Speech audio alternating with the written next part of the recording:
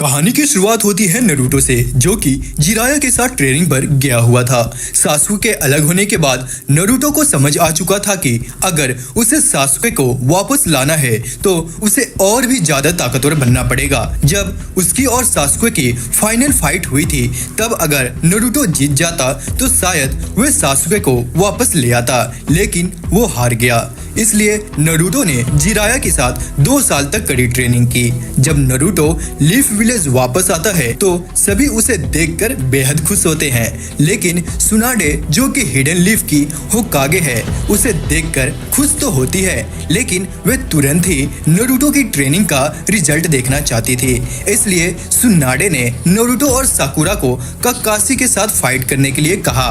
वे ऐसा इसलिए चाहती थी क्योंकि सभी गांव पर एक बड़ा खतरा मंडरा रहा था। यह खतरा था अकात्सुकी नाम का एक ग्रुप का, जो कि बहुत ही ज्यादा खतरनाक थे। इस ग्रुप के हर एक मेंबर को एस रैंक कैटेगरी में रखा हुआ था, क्योंकि वे सभी बेहद ताकतवर थे। हमने पहले ही देखा था कि सासुके का भाई इताची भी इस ग्रुप का एक हिस्सा था। अब इस अकात्सुकी ग्रुप का मुख्य उद्देश्य किसी को भी ठीक से पता नहीं था, लेकिन इतना सबको पता था कि वे जिनचुरिकी के पीछे पड़े हुए हैं, यानी ऐसे लोग जिनके अंदर कोई टेल्ड बीस्ट है, जैसे नारुतो और गारा। क्योंकि नारुतो के अंदर सबसे ताकतवर टेल्ड बीस्ट यानी 9 टेल्स था, तो वे पहले गारा को निशाना बनाते हैं जिसके अंदर 1 टेल था। एक तरफ जहां अकात्सुकी के 2 मेंबर गारा को किडनैप करने के लिए सैंड विलेज में दाखिल हो चुके थे, वहीं दूसरी तरफ नारुतो और साकुरा काकाशी से फाइट कर रहे थे। नारुतो और साकुरा दोनों ही काकाशी को अच्छी टक्कर दे रहे थे। काकाशी ने अपनी पहली शारिंगन का भी इस्तेमाल किया, लेकिन फिर भी वह नारुतो और साकुरा पर हावी नहीं हो पा रहा था, क्योंकि नारुतो ने जिराया से ट्रेनिंग की थी, लेकिन साकुरा भी सुनाडे के अंदर में ट्रेनिंग कर चुकी थी और वह भी बहुत मजबूत हो चुकी थी। यह फाइट काफी समय तक चलती रही, सुबह से शाम हो गई, लेकिन अंत में काकाशी हार जाता है, और वह भी इस वजह से कि वह लड़ाई के दौरान जिराया की किताबें पढ़ रहा था, क्योंकि वह उन किताबों का दीवाना था। दूसरी तरफ सैंड विलेज में गारा की लड़ाई अकात्सुकी के मेंबर देईदारा से हो रही थी, जबकि दूसरा मेंबर सासुरी सिर्फ खड़ा होकर देख रहा था। इस लड़ाई में गारा का पलड़ा भारी था, लेकिन देईदारा ने पूरे विलेज को बचाने के चक्कर में गारा को किडनैप कर लिया। गारा का भाई उनका पीछा करता है, लेकिन वह नाकामयाब रहता है और खुद जहर से मरने की हालत में आ जाता है, जो कि सासुरी ने उसे दिया था। गारा के किडनैप होने की खबर जब लीफ विलेज तक पहुंचती है तो सब जगह तनाव का माहौल बन जाता है। अकात्सुकी ने अब तक कोई बड़ा कदम नहीं उठाया था, लेकिन अब उन्होंने एक्शन लेना शुरू कर दिया था। इसलिए जल्दी से जल्दी टीम 7 को सैंड विलेज भेजा जाता है उनकी मदद करने के लिए। हालांकि टीम 7 को वहां पहुंचने में काफी देर हो जाती है, लेकिन साकुरा की मेडिकल नॉलेज काम आती है, जो उसने सुनाडे से सीखी थी। वह गारा के भाई को भी ठीक करती है। इस दौरान गारा के अंदर से टेल्ड बीस्ट को निकालने की प्रक्रिया चल रही थी, जिसके लिए अकात्सुकी एक स्टैचू का इस्तेमाल कर रहे थे। टीम 7 और सैंड विलेज की ग्रेनी मिलकर गारा को बचाने के लिए निकल पड़ते हैं। काकाशी ने अपने कुत्तों की मदद से अकात्सुकी के हाइड आउट का पता लगा लिया था। लीफ विलेज से भी टीम माइट गाय को मदद भेजने के लिए भेजा जाता है, लेकिन अकात्सुकी को इस बारे में पता चल जाता है और वे दोनों टीमों को रोकने के लिए अपने अपने मेंबर को भेज देते हैं। नारुतो वाले ग्रुप के लिए इताची और माइट गाय की टीम के लिए किसामे को भेजा जाता है। हालांकि दोनों टीमें अपने अपने दुश्मनों को हराने में कामयाब हो जाती है, लेकिन लास्ट में उन्हें यह पता चलता है कि वे असली इताची और किसामे नहीं थे। असली इताची और किसामे ने दूर से ही किसी जुत्सु का इस्तेमाल करके सैंड विलेज के शिनोबी का इस्तेमाल किया था।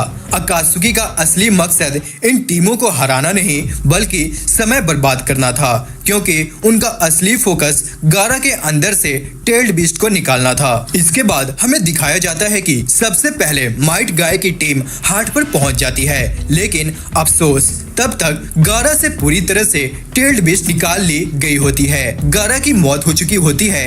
इसी बीच काकाशी की टीम 7 भी वहां पहुंच जाती है और दोनों टीम्स मिलकर उस हाइड आउट में घुसने की कोशिश करते हैं। दोनों टीम्स अपने अपने काम में लग जाती है। गाय की टीम बैरियर हटाने पर ध्यान देती है, जबकि टीम 7 अकात्सुकी के मेंबर सासुरी और देईदारा से लड़ाई करती है, जो कि वहां फिजिकली मौजूद है। बाकी अकात्सुकी मेंबर्स अपनी प्रोजेक्शंस का उपयोग कर रहे थे। टीम 7 पूरी कोशिश करती है गारा की बॉडी रिकवर करने की, उम्मीद करती है कि उसे ठीक किया जा सके। इस प्रोसेस में उन्हें सासुरी और देईदारा से लड़ना पड़ता है। शुरुआत में वे हारते हुए नजर आते हैं, लेकिन अंत में जीत जाते हैं। इस लड़ाई में हमें सासुरी का असली रूप देखने को मिलता है, ककाशी के मंगेक्यो शारिंगन की ताकत देखने को मिलती है और नारुतो की शक्तिशाली 9 टेल्स फॉर्म भी देखने को मिलती है। यह फॉर्म बहुत ही पावरफुल और शानदार होती है। अकात्सुकी के मेंबर को हराने के बावजूद गारा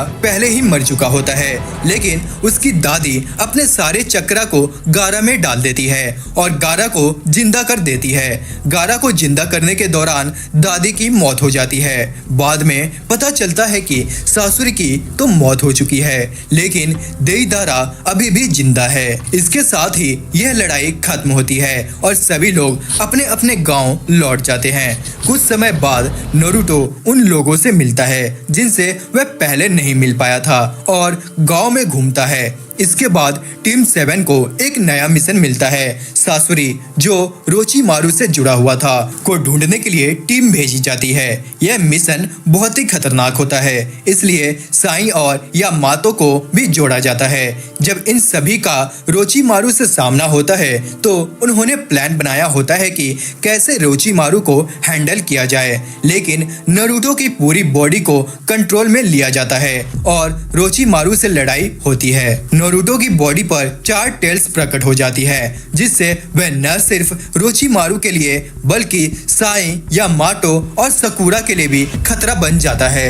नारुतो और रोचिमारू की लड़ाई काफी मुश्किल होती है, लेकिन 5 या 6 टेल्स के बाद नारुतो को अपनी पुरानी स्थिति में वापस आना मुश्किल होता है। रोचिमारू भाग निकलने में सफल हो जाता है, लेकिन नारुतो और टीम वहां पहुंच जाती है और सासुके से सामना होता है। सासुके अकेला ही पूरे टीम को हरा देता है। सासुके की शक्तियां के सामने नारुतो, यामातो, साई और सकुरा भी कुछ नहीं कर पाते। सासुके को इतनी आसानी से हराने की उम्मीद नहीं थी, लेकिन रोचिमारू की कमजोरी के कारण सासुके उसे हरा देता है। इसके बाद सासुके अपने नए टीम मेंबर्स की तलाश करना शुरू करता है ताकि इताची से लड़ सके। हिडन लीफ से कई शिनोबी टीम्स को अकात्सुकी के मेंबर्स के खिलाफ भेजा जाता है और इसके बाद नारुतो और उनके साथियों का सामना सासुके से होता है, लेकिन सासुके की शक्तियों के सामने नारुतो और यामातो भी कुछ नहीं कर पाते। साई और सकुरा भी सासुके के सामने फीके लगते हैं। सासुके इतनी ताकतवर स्थिति में है कि वह सभी को एक ही बार में खत्म करने की धमकी देता है, लेकिन ओरोचिमारू बीच में आकर उसे रोक लेता है, यह कहते हुए कि इतना खतरनाक ताकत का इस्तेमाल इन पर मत करो, क्योंकि अकात्सुकी को लीफ शिनोबी की जरूरत है। इसी दौरान जब सासुके की लड़ाई इताची से हो रही थी, बाकी अकात्सुकी मेंबर ने लड़ाई में इंटरफेयर नहीं किया। सासुके का एकमात्र लक्ष्य अपने भाई इताची से बदला लेना है और इसके लिए वह अपनी पूरी शक्तियों को ओरोचिमारू को देने के लिए तैयार है। नारुतो को समझ में आ गया कि बिना प्रैक्टिस की वह सासुके को नहीं हरा सकता, इसलिए उनकी ट्रेनिंग शुरू हो जाती है। इस ट्रेनिंग में वह चक्रा, नेचर और एक नए प्रकार के जुत्सु को सीखता है, जो कि इतना ताकतवर है कि रशिंगन उसके सामने कमजोर लगने लगे। हालांकि नारुतो की ट्रेनिंग के दौरान 2 अकात्सुकी मेंबर्स शिकामारू और उसके मास्टर लीफ शिनोबी से टकराते हैं। इन मेंबर्स की लड़ाई इतनी भयानक होती है कि शिकामारू का मास्टर, जो 3rd होकागे का पोता और खुद बाप बनने वाला था, मारा जाता है। यह घटना शिकामारू के लिए बेहद दुखद होती है, लेकिन वह खुद को संभालता है और बदला लेने की ठानता है। इस बार शिकामारू की टीम में ककाशी भी शामिल होता है। ककाशी को भी नई टीम से जोड़ दिया जाता है, लेकिन नारुतो की ट्रेनिंग अभी भी पूरी नहीं हुई थी। उसे 24 घंटे दिए जाते हैं ताकि वह अपने नए जुत्सु को पूरा कर सके। अगर वह सफल नहीं होता तो उसकी टीम को बदल दिया जाएगा। टीम 10 की लड़ाई डॉन और काकुजू के खिलाफ होती है। शिकामारू काफी चालाकी से इन दोनों को अपने जाल में फंसा देता है, लेकिन काकुजू की शक्तियों के बारे में पूरी जानकारी न होने के कारण उसका प्लान असफल हो जाता है। इसके बाद टीम बाकी के सदस्य काकुजू और डॉन के साथ लड़ाई में लग जाते हैं। यह लड़ाई एक बेहतरीन फाइट होती है जहां काकुजू अकेला सभी को संभालता है और लास्ट में नारुतो अपने नए जुत्सु रसेन सूरिकन से डॉन को हरा देता है और काकुजू को नष्ट कर देता है। जब दूसरी तरफ ओरोचिमारू का हाइड आउट सासुके के साथ होता है, सासुके ओरोचिमारू को मिटा देता है। ओरोचिमारू की कमजोरियां उसकी स्थिति थी और सासुके के सामने वह नहीं टिक पाता। सासुके ओरोचिमारू की ताकतवर बॉडी के सेल्स को अपने अंदर इम्प्लांट कर लेता है। इसके बाद सासुके अपनी टीम को ढूंढता है जिसे वह इताची से लड़ने के लिए तैयार करता है। ग्रुप इन्विटेशन करने के लिए और उनका एक बड़ा मिशन था कि इताची को पकड़कर वापस लीफ विलेज लाया जाए, क्योंकि अब तक सभी को पता चल चुका था कि सासुके ने ओरोचिमारू को मार दिया है और अपनी टीम में कई नए सदस्य को जोड़ रहा है। सबको पता था कि सासुके का मुख्य मकसद इताची से लड़ना है। अगर वो सभी इताची की ओर जाते हैं तो उनका सामना सासुके से भी होना तय है। इसलिए प्लान यह था कि इताची को वापस लाया जाए ताकि सासुके भी साथ आ सके। इस दौरान नई घटनाएं होती है। कबूतो जो कि ओरोचिमारू का चमचा था, रूट से मिलने जाता है। दूसरी ओर सासुके की लड़ाई होती है देइदारा और टोबी से। जब तक रूट का ग्रुप सासुके की लोकेशन तक पहुंचता है तब तक लड़ाई खत्म हो चुकी होती है। देइदारा ने खुद को विस्फोट कर लिया था। रूट की टीम सासुके को ढूंढने में लग जाती है, लेकिन सासुके अपनी चालाकी से उन्हें भटका देता है और फिर से नारुतो के हाथ से निकल जाता है। वहीं लीफ विलेज में जिराया को पता चल जाता है कि दुश्मन का मुख्य ठिकाना विलेज हिडन बाय रेन में है। ये गांव 3 प्रमुख गांवों के बीच स्थित है और हमेशा से बैटल ग्राउंड बना हुआ है। सुनाडे पूरी टीम को भेजने पर जोर देती है, लेकिन जिराया अकेले जाने का फैसला करता है। वह मानता है कि जितने ज्यादा लोग होंगे उन्हें ट्रैक करना उतना ही आसान होगा। जब जिराया उस ठिकाने पर पहुंचता है और जांच करता है तो उसे पता चलता है कि अकात्सुकी का मुख्य लीडर कोई और नहीं बल्कि उनका पुराना शिष्य है जो काफी समय पहले मर चुका था। यह जानकर जिराया हैरान रह जाता है। पेन जो लीडर था दरअसल 6 अलग अलग लोगों का नाम था जिनके पास अलग अलग शक्तियां थी।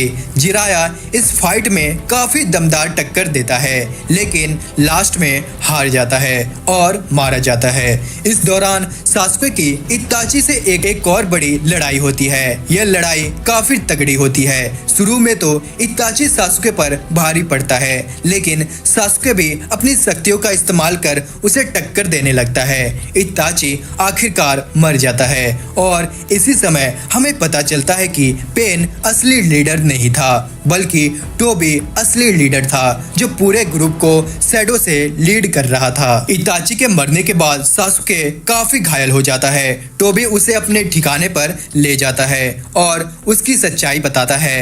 इताची ने जो भी किया वह लीफ विलेज के भले के लिए किया। सासुके को यकीन नहीं होता क्योंकि उसने अपनी आंखों से देखा था कि इताची ने उसके पूरे कबीले को खत्म कर दिया था, यहाँ तक कि उसके माता पिता को भी मार दिया था। लेकिन टोबी सब कुछ समझता है कि कैसे इताची को अपने भाई को छोड़कर बाकी सभी को मारने का फैसला करना पड़ा। इस सच्चाई को जानने के बाद सासुके गहरे सदमे में चला जाता है। इस दुख का फायदा उठाकर टोबी उसे लीफ विलेज के खिलाफ भड़काता है और अकात्सुकी में शामिल कर लेता है। सासुके के साथ उसका पूरा ग्रुप भी अकात्सुकी में शामिल हो जाता है। फिर सासुके को 8 टेल्स को पकड़ने का मिशन दिया जाता है जो काफी मुश्किल था। सासुके मरते मरते बचता है, लेकिन अंत में उसे पता चलता है कि असली 8 टेल्स का जिनचुरकी बच निकला है। दूसरी ओर नारुतो जो कि सासुके को ढूंढने में असफल रहा था, उसे यह भी पता चलता है कि जिराया मर चुका है। दोनों को पावर अप कर दिया जाता है। नारुतो सेज मोड सीखता है जिसका उपयोग जिराया भी करता था और सासुके अपने भाई की आंखें लगाता है ताकि वह मांगेको शारिंगन का इस्तेमाल कर सके।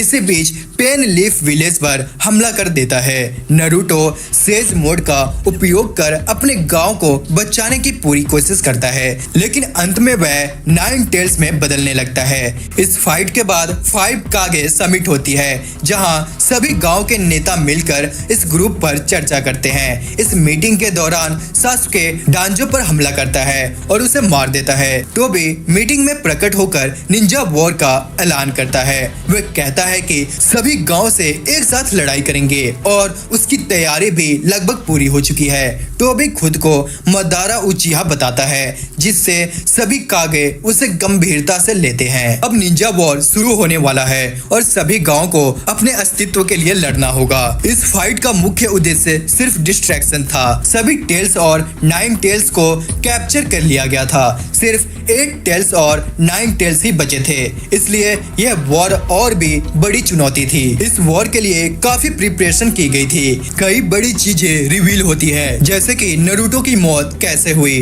और नारुतो के अंदर क्या आया, 9 टेल्स का पास्ट, पेन के दोस्त कौन थे, जराया ने उन्हें कैसे ट्रेन किया और पेन कैसे इतनी बड़ी विलन बन गया। फाइनल फाइट के लिए भी काफी प्रिपरेशन की गई थी और फाइनल फाइट भी काफी इंटरेस्टिंग थी। नारुतो और सासुके के बीच बड़ा युद्ध हुआ।